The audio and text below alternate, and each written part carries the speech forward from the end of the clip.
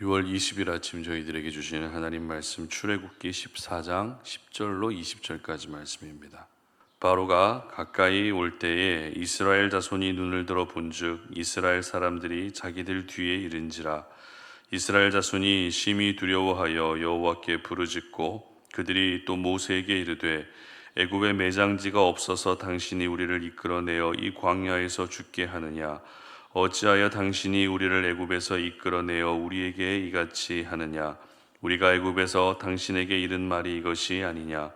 이르기를 우리를 내버려두라. 우리가 애굽 사람을 섬길 것이라 하지 아니하더냐. 애굽 사람을 섬기는 것이 광야에서 죽는 것보다 낫겠노라.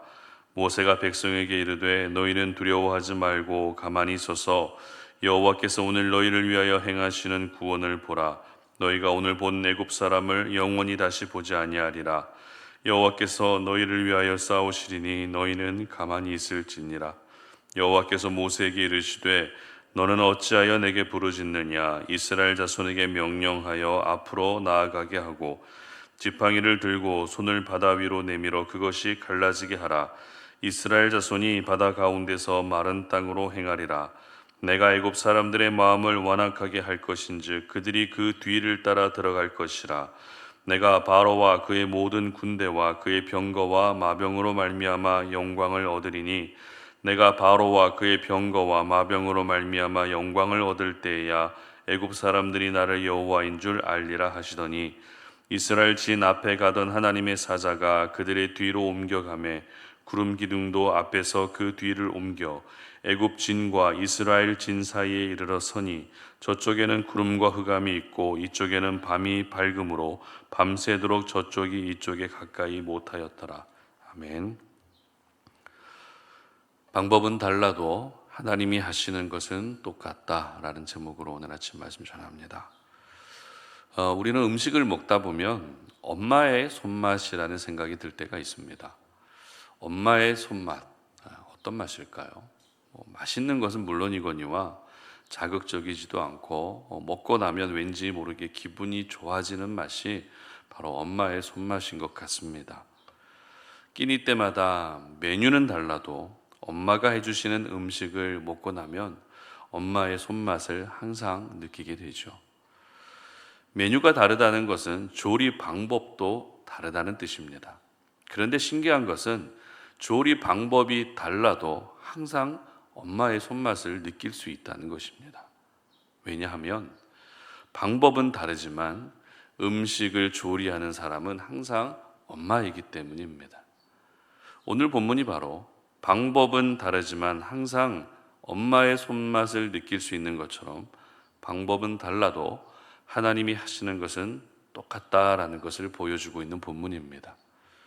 이스라엘 백성은 400년 만에 애굽 땅에서 출애굽했습니다. 그러나 하나님이 가라고 하시는 대로 갔을 뿐인데 앞에는 홍해 바다로 막혀 있고 또 뒤로는 애굽 군대가 추격해 오는 상황이 되어버렸습니다. 그러자 드디어 이스라엘 백성들의 고질병이 시작됩니다. 그 고질병이란 어떤 병이죠? 원망과 불평을 쏟아내는 병입니다. 사실 출애굽한 지 지금 몇 달 아니 몇 년이 지난 것도 아닙니다. 불과 며칠이 지났을 뿐입니다. 그런데 벌써부터 이 병이 발병하고 말았던 것입니다. 사실 이 병 때문에 광야에서 40년을 고생했을 수도 있습니다. 일주일, 길어야 열흘이면 갈 수 있는 거리를 돌고 돌아 40년이나 걸린 이유는 이 병을 고치시기 위해서였는데 결국 고쳐지지 않습니다. 고쳐진 것 같아도 다시 재발하고 또 재발하는 바람에 결국 출애굽 1세대는 모두 죽고 출애굽 2세대가 가나안 땅에 들어가는 웃지 못할 일이 일어나게 됩니다. 그러고 보면 우리도 원망과 불평을 쏟아넣는 이 병세가 심해지지 않도록 항상 우리의 마음과 생각을 지킬 필요가 있습니다.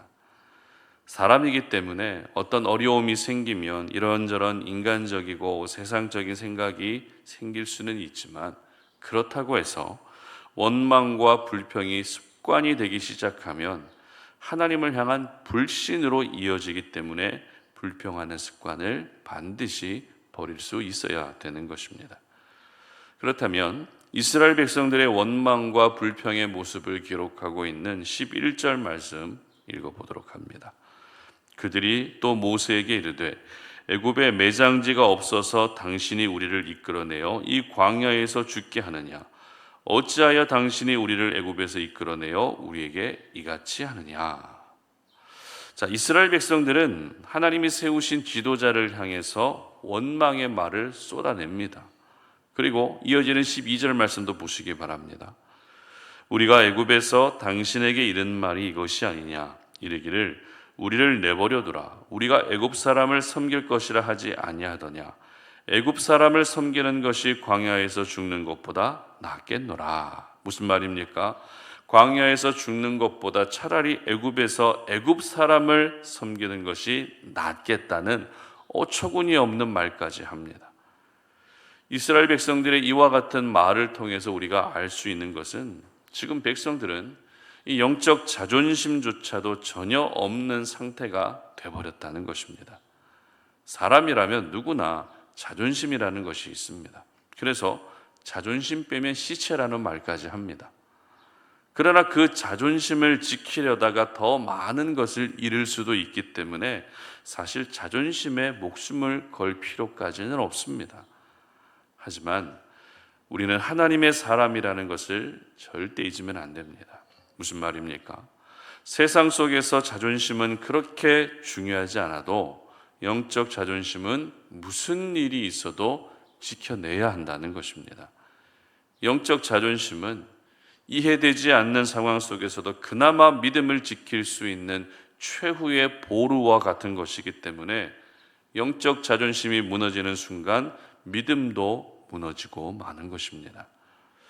그런데 오늘 본문의 이스라엘 백성들은 애굽 사람을 섬기는 것이 광야에서 죽는 것보다 낫겠다는 하나님의 백성으로서의 영적 자존심과 전혀 어울리지 않는 말을 하고 있었던 것입니다. 한마디로 영적 자존심이 모두 무너졌다는 것입니다. 그러므로 오늘 이스라엘 백성들의 모습을 반면교사 삼으시면서 오늘 하루를 살아가고 또 평생을 살아가시면서 나는 구원받은 하나님의 자녀라는 이 정체성에서 생기는 영적 자존심만큼은 절대 잃어버리는 일이 없으시기를 바랍니다. 이렇게 원망과 불평의 말을 쏟아놓는 백성들을 보면서 가장 당혹스러울 수밖에 없는 사람은 모세였겠죠. 내가 이런 사람들을 구원하기 위해서 부름받았는가? 이런 생각부터 시작해서 과연 이 사람들과 앞으로 무슨 일을 할 수 있을까라는 생각까지 별의별 생각이 다 들었을 겁니다. 하지만 모세는 흔들리지 않습니다. 자신을 향해서 온갖 원망과 불평의 말을 쏟아내고 있는 백성들의 말을 들으면서도 모세의 시선이 향하고 있었던 곳은 바로 하나님이었는데요. 13절과 14절 말씀 읽어봅니다. 모세가 백성에게 이르되 너희는 두려워하지 말고 가만히 서서 여호와께서 오늘 너희를 위하여 행하시는 구원을 보라. 너희가 오늘 본 애굽 사람을 영원히 다시 보지 아니하리라. 여호와께서 너희를 위하여 싸우시리니 너희는 가만히 있을지니라. 아멘. 모세가 백성들에게 한 말 중에서 핵심은 가만히 있으라는 것입니다. 가만히 있으라는 것은 아무것도 하지 말고 지금부터 하나님의 행하시는 것을 보고만 있으라는 뜻입니다. 그런데 문맥상으로 가만히 있으라라고 하는 이 말을 보게 되면 또 다른 의미가 있습니다. 어떤 의미인가 하면 너희는 원망 좀 하지 말고 불평도 하지 말고 입 좀 닫고 있으라는 의미도 포함되어 있다는 것입니다. 자, 그런데 모세가 백성들에게 했던 말을 잘 보시게 되면 지금 진퇴양난의 상황에 놓여진 이스라엘 백성을 위해서 하나님이 이제 곧 대단한 일을 하실 텐데 그 일이 어떤 일이라고 말하고 있죠? 백성들을 위해 싸워주신다라고 이야기하고 있습니다. 그러니까 지금 모세는 앞으로는 홍해 바다가 펼쳐져 있고 뒤로는 애굽 군대가 추격해 오는 가운데서 홍해 바다가 갈라지게 될 것은 생각조차 못했다는 것입니다.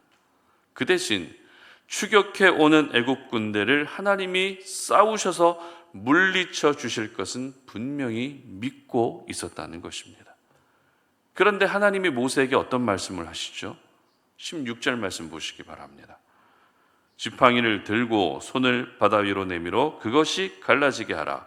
이스라엘 자손이 바다 가운데서 마른 땅으로 행하리라. 아멘.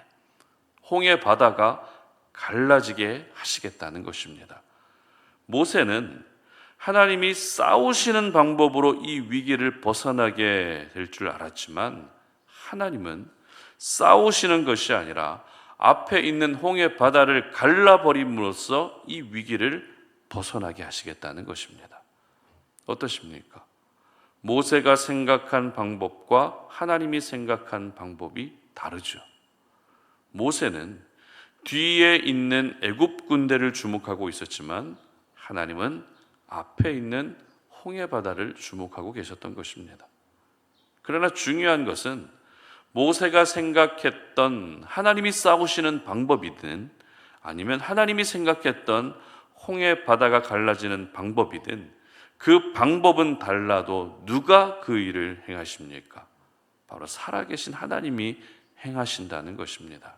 방법은 다르지만 하나님이 하시는 것은 똑같다라는 것입니다. 그렇습니다. 저희들도 하나님의 생각과 다를 때가 참 많은 것 같습니다. 내가 생각하는 방법은 A라는 방법인데 하나님은 내 생각과 다른 B라는 방법으로 일하실 때가 더 많다는 것이죠. 그러나 중요한 것은 내가 생각한 방법과 달라도 하나님이 하신다는 것은 똑같다는 것입니다. 따라서 내 생각대로 되지 않는다고 해서 마음을 졸이고 낙심할 필요가 없습니다. 내 생각과 다른 하나님의 방법이 더 완벽하기 때문에 하나님의 방법대로 될 것을 여전히 신뢰하고 믿을 수 있어야 되는 것입니다. 그리고 내가 생각했던 방법으로 이 일이 해결되는 것으로 우리의 신앙이 결정되는 것이 아니라 방법은 달라도 하나님이 하신다는 것은 똑같기 때문에 우리는 하나님을 보며 우리의 신앙이 결정될 수 있어야 되는 것입니다. 그러므로 방법이라는 틀, 방법이라는 고정관념에서 벗어나시고 모든 고정관념과 틀을 무너뜨리시며 일하시는 하나님을 변함없이 바라볼 수 있기를 바랍니다. 그래서 내 방법대로 일하셔야만 진짜 하나님이 아니라 하나님의 방법대로 일하시는 하나님이 진짜 하나님이심을 믿으시고 그 믿음이 여러분 앞에 놓여진 인생의 홍해바다마저도 갈라놓는 놀라운 기적으로 나타나는 은혜가 있으시기를 주님의 이름으로 축복합니다. 함께 기도하겠습니다. 하나님 감사합니다. 오늘도 우리가 주님 앞에 예배하며 오늘 우리에게 주신 생명의 말씀을 기억하면서 기도합니다. 하나님, 우리는 늘 내 방법대로 하나님이 일하시기를 원하지만 하나님은 우리 방법이 아니라 하나님의 방법대로 일을 하십니다. 그러나 중요한 것은 방법은 달라도 그 일을 행하시는 분은 하나님이시기 때문에 변함없이 하나님을 신뢰하고 의지할 수 있는 저희들 되게 하여 주시옵소서. 내 방법대로 이루어져야만 과연 하나님이다 라고 하는 고백을 올려드리는 것이 아니라 하나님의 방법대로 이루어지는 것을 보며 살아계신 하나님을 다시 한번 인정할 수 있는 저희들 되게 하여 주시옵소서. 감사드리며 예수님의 이름으로 기도드립니다. 아멘.